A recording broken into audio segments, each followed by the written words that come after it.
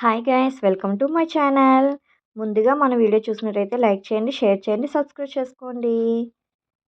Carrot dosa అండి, చాలా ఈజీగా అయితే తయారు చేసుకోవచ్చు. చాలా హెల్దీ కూడా. పిల్లలకి ఈ విధంగా చేసి పెట్టితే చాలా ఈజీగా తింటారండి. ముందుగా క్యారెట్ని ఈ విధంగా కట్ చేసుకుని మిక్సీలో వేసుకుని మెత్తగా అయ్యేటట్టు గ్రైండ్ చేసుకోవాలండి. కొంచెం వాటర్ వేసుకుని మనం ఎలాగో దోశ బ్యాటర్ ఎలాగో ప్రిపేర్ చేసుకుంటాం కాబట్టి దాన్ని కొంచెం తీసుకుని ఒక గిన్నెలోకి తీసి సపరేట్గా తీసుకుని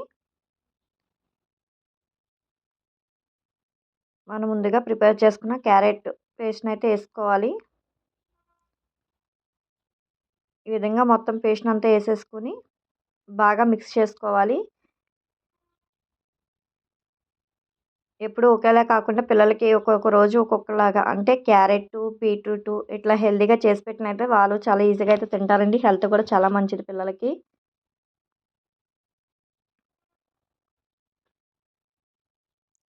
చూస్తున్నారు కదా, ఈ విధంగా మొత్తం అంతా క్యారెట్ జ్యూస్ని అయితే కలిపేసాను.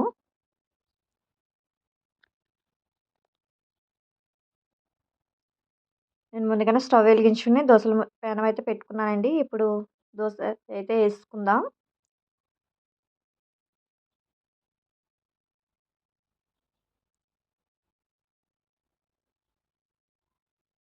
లైట్గా కొంచెం ఆయిల్ అయితే వేసుకోవాలండి. ఎక్కువ అయితే ఏం అవసరం లేదు దోశకి. లైట్గా వేసుకుంటే సరిపోద్ది. చూడండి, ఒకవైపు అయితే కాలిపోయింది, ఇంకో వైపు కూడా కాల్చేసుకుందాం. క్యారెట్ దోశ చాలా ఈజీగా అయితే రెడీ అయిపోయిందండి. పిల్లలకి ఈ విధంగా చేసి పెట్టినట్టయితే చాలా ఈజీగా అయితే తినేస్తారండి. హెల్త్ కూడా చాలా మంచిది. వాళ్ళకే కాదు మనకి కూడా మంచిదండి. వాళ్ళు మనల్ని అర్పిస్తారు కాబట్టి మనం తిని వాళ్ళతో అరాలి కాబట్టి మనం కూడా బలంగా ఉండాలి కాబట్టి ఒకసారి మీరు కూడా ట్రై చేయండి పల్లీ చట్నీతో. Like, share, subscribe. Thank you guys.